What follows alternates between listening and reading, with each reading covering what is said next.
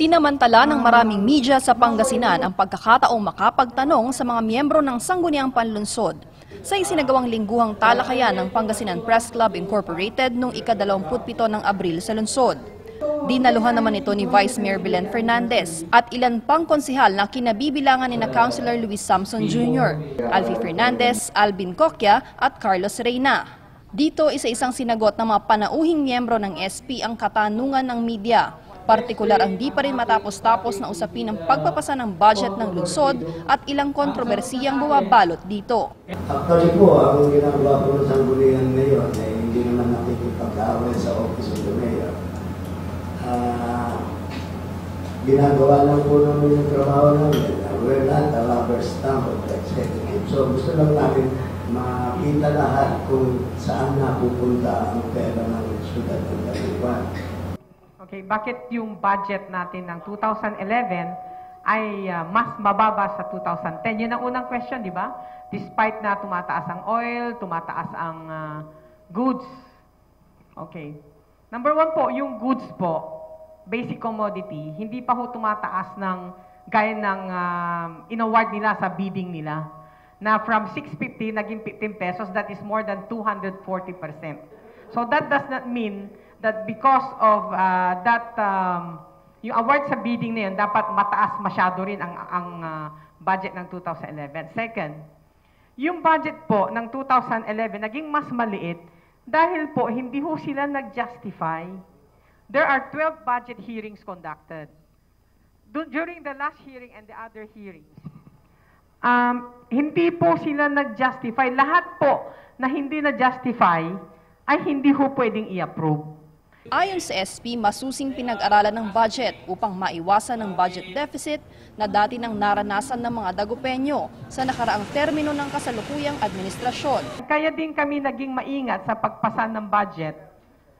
During the time of Mayor Lim, meron din na-inherit ang syudad sa Away property worth more than, I think, 7 million pesos or 16 million pesos.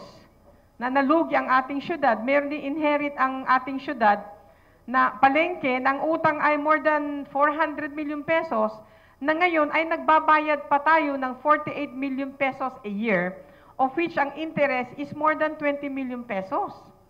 At bagamat ipinasa na ng konseho ang hiling na financial assistance ng mga barangay, hindi pa rin ito naiwasang bigyan ng kulay.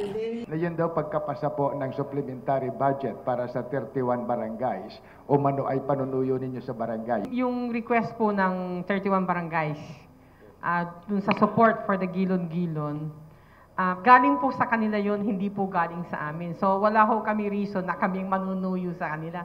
Dapat nga silang manuyo sa amin para approvein namin yun eh.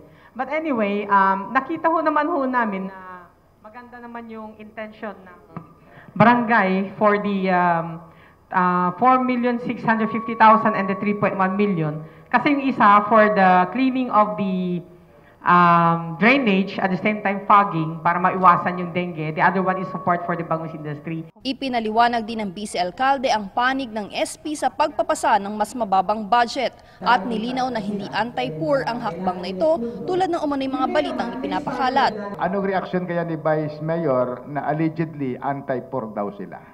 Yun lang pa. Anti-poor, anti-mahirap.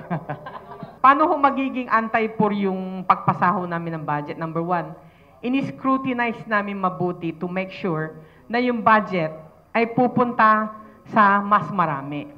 Example, yung sinabi ko kanina, sino bang anti-poor? Hindi pa kumakain yung mga bata sa barangay na malnourished, nauna na sila. Paano magiging anti-poor ang Sangguniang Panlunsod? We want to make sure na mas maraming pupuntahan yung pundo. Sinagot na rin ng mga kapwa konsihales ang nauna umanong pahayag ng isang konsihal ng minorya sa pambabaliwala umano sa mga resolusyon at ordinansang kanyang ipinanunukala. The way we do it, no, generally not just in the government but in other cities. When you sponsor a bill, tapos or an ordinance, na you're not the committee chair, what you do is you should coordinate with the committee chair so that he will be the one to schedule when public hearing or committee hearing will be held. Up until now, ang kailangan lang po is communication. Ang kailangan lang po namin is Councilor Brian to tell us kung kailan niya plano magpa-committee hearing. Kasi all ordinances dapat po in aid of legislation needs committee hearings or public hearings. Wala naman po nagblablak sa mga kahit na anong ordinansa ni Councilor Brian Lim. Tulad ng sabi rin ni Councilor Carlos, ipa-schedule niya lang, i-coordinate niya lang po dun sa mga committee chairman, and we are very much more willing na makipag-coordinate din sa kanya. Siguro ipapollow up niya lang yung mga ordinansa, tapos kung okay naman yung ordinansa, why not, diba? Ba't naman natin hindi susuportahan kung ikabubuti ng syudad natin? Dito na rin na-corner ang SP kung seryoso ba ito sa pag-expose ng mga umunoy overpriced purchase ng syudad at di maipaliwanag na disbursement ng calamity fund. Anong sagot ninyo doon sa DER ni Brian Lim, Councilor Brian Lim, na you put up or you shut up? Oh, that's all there is to it. Well, sana for the sake of unity, pinag-aaralan namin kung maaring hindi na i-file yung kaso tungkol sa calamity funds. But since nanggaling na rin sa inyo, we're being dared, dinedare kami na i-file yung calamity, that's what we're going to do. I-file po namin. At dahil panahon ng Bangus Festival, hindi na rin naiwasang maintriga si Vice Mayor Fernandez, kung saan 3 taon ding humawak ng matagumpay na pagdiriwang ng nasabing festival. Sa mga previous years po, kayo po yung chairman po ng Bangus Fest. Curious lang po ako, meron po ba kayong mga activity na all na plan na activity for this Bangus Festival? Well, for the past 3 years, I think we did our best to promote the festival, and ginawa ko natin Dagupan City one of the best, the biggest street party nationwide. Sa ngayon, wala naman tayong plano. Nagtataka nga ako, in fact, kung saan nakukuha ng media na may ibang Bangus Festival na hindi namin alam. Sasabihin ko sa inyo totoo, CSI is going to celebrate the anniversary, 25th anniversary on May.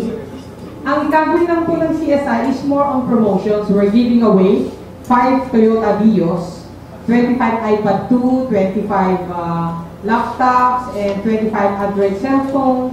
Pero wala akong ibang festival na ginagawa ng CSI. I want to make this clear. I don't know where the media is getting all of these sources na hindi ko alam. Kaya nga, ang nangyari ngayon, umiiwas na nga ako as much as possible para lang hindi magkaroon ng conflict ulit ang executive and legislative. Sa huligit ng SP, partikular ng presiding officer nito na kaya nilang makatrabaho ang kahit na sino. At ang di pagkakasundo ng ehekutibo at legislatibo ay bunsod lamang ng ilang di magkakaparehong pananaw sa ilang bagay. Nakalaunay maaari pa naman umanong maresolba basta't pairali ng transparency sa pamamahala at manatili ang respeto sa kakayahan at karapatan ng bawat isa.